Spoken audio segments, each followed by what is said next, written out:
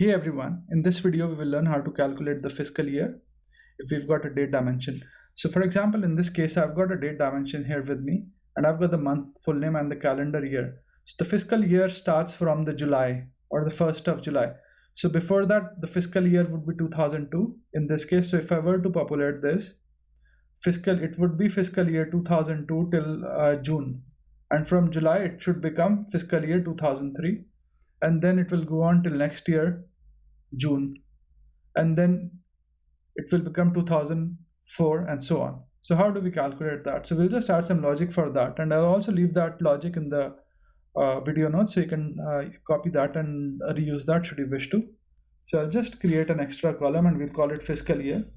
And all we want to do is we want to check if the month name, we'll close the brackets here. So if the month is less than equal to 6. So if it is till June, we want to do calendar year -1.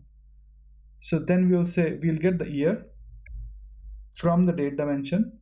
Let's close this bracket out and we'll say -1. Else we'll use the same as the calendar year and we'll close the brackets out. And I'll hit enter now. So if it's a fairly simple logic. So any month till the June, the fiscal year is 1 less than the calendar year, and after June, so from July to December, the fiscal year and calendar year are the same, and again the calendar year becomes 1 greater than the fiscal year for January to June. So you can see here that the fiscal year is 2002 and it goes on being 2002 till the end of July, and till the end of June, and from July it becomes 2003 and it remains 2003. So you can see here that the calendar year has started for 2004, but the fiscal year is still 2003 and it will go on till 30th of June. So we move up a bit. You can see that the fiscal year is 2003, calendar year is 2004, and then it again rolls up and becomes equal to the calendar year.